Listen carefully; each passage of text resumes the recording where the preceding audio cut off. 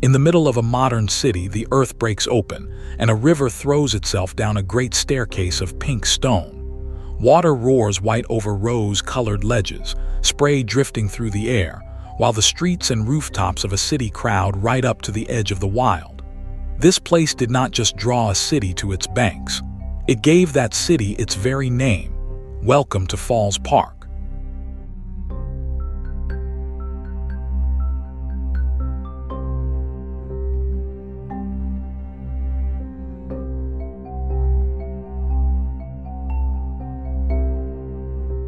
We are in Sioux Falls, the largest city in South Dakota, in the far eastern part of the state near the Iowa and Minnesota lines. Here the Big Sioux River, on its long journey to the Missouri, suddenly loses its calm and tumbles through the center of town over a series of waterfalls. Around them lies Falls Park, the green and rocky heart of the whole city.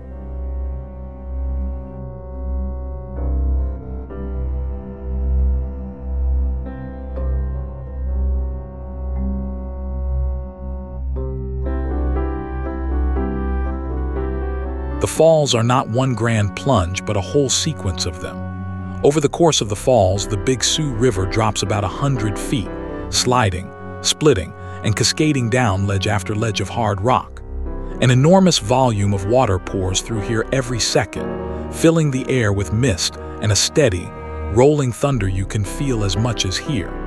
It is a raw piece of wilderness set right inside a city.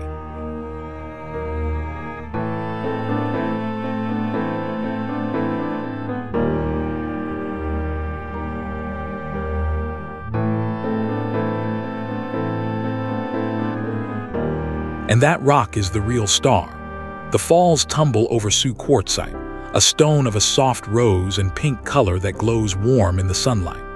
It is astonishingly old and astonishingly hard, forged from ancient sand pressed and fused into one of the toughest rocks on the continent. Quarried nearby, this same pink quartzite would go on to build much of the young city, so that the falls and the town are cut from the very same stone.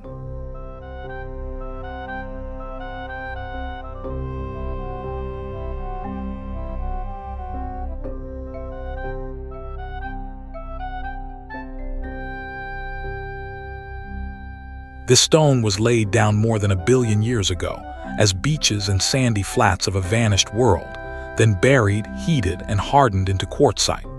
Around 1.5 billion to 1 billion years old, it is far more ancient than the dinosaurs, older than almost anything you will ever stand on.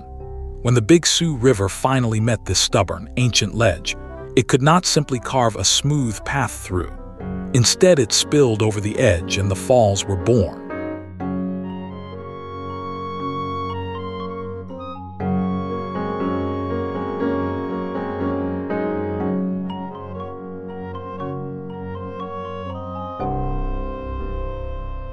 People have known and valued this place for thousands of years.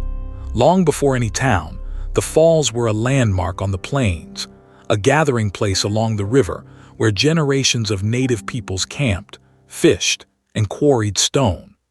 The sound of falling water has been a part of human life here for far longer than any city, drawing people to its banks across uncounted centuries.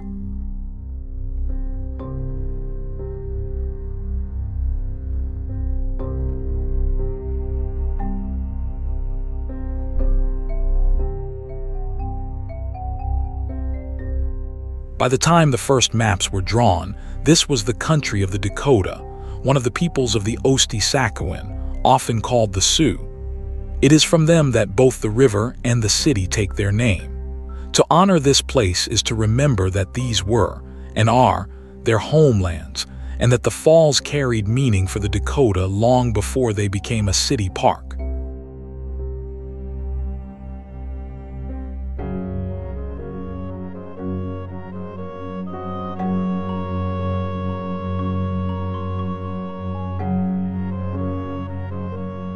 In the mid-1850s, word of a powerful waterfall on the Big Sioux drew the attention of land companies far to the east.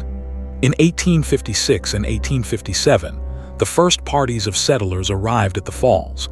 staking out town lots and dreaming of a great city powered by all that falling water. Those first fragile settlements struggled and were nearly abandoned in the unrest of the frontier years, but the pull of the falls would not let the dream die.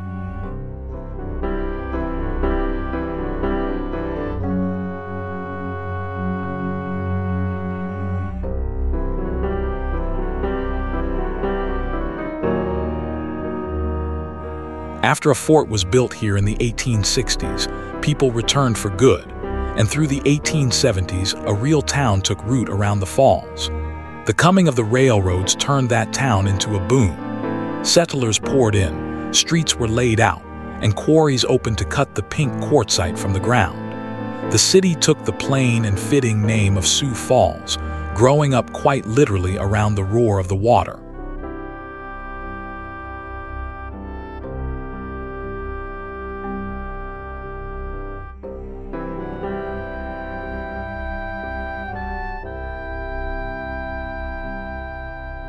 All that water power fired big ambitions.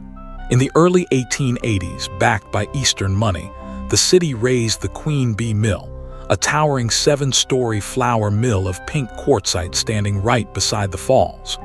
It was meant to grind the wheat of the plains into fortune and to make Sioux Falls a milling giant to rival any in the land. For a brief moment, it was one of the proudest buildings in the whole territory.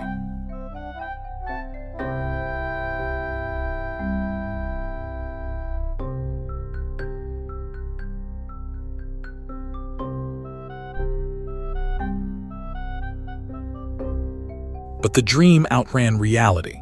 There was never quite enough wheat, nor reliably enough water power to keep the great mill running, and within only a few years the Queen Bee fell silent. Fire and time did the rest. Today its roofless quartzite walls still stand in the park, a proud and haunting ruin at the water's edge, a monument to a boom that reached too far, too fast.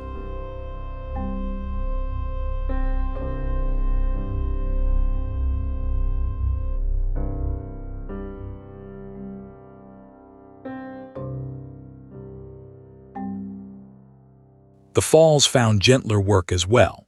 Beside the river stands the old Light and Power Building, a handsome stone hydroelectric station that once turned the falling water into electricity for the growing city. For decades, the same river that had thundered past the Dakota and drowned the milling dream quietly lit the homes and streets of Sioux Falls, the wild power of the falls tamed into a current in a wire.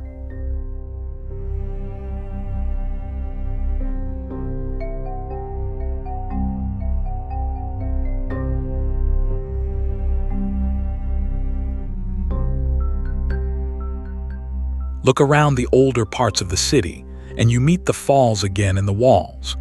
The tough rose quartzite quarried here was raised into courthouses, churches, and grand old buildings all across town, their warm pink stone glowing in the evening light.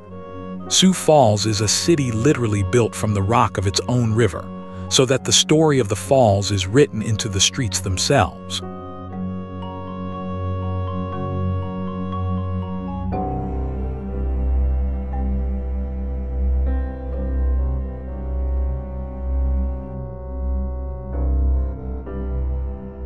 Today, all of this is gathered into Falls Park, the beloved green heart of the city.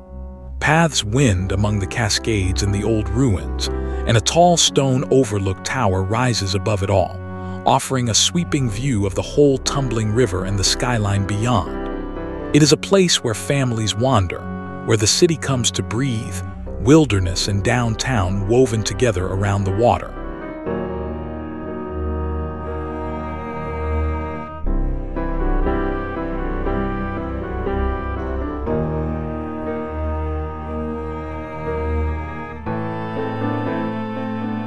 And through it all, the river keeps falling. Long after the first peoples, the settlers, the great failed mill and the powerhouse, the Big Sioux still pours over its ancient pink ledges exactly as it always has.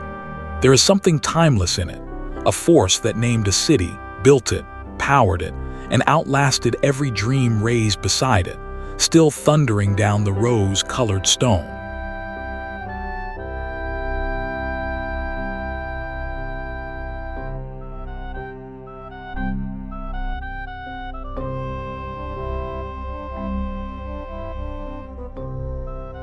A river falling through the middle of a city, over stone older than almost anything, that gave a place its name and would not be tamed. Thank you for watching. Follow for more interesting people, places, and things we cover on the channel.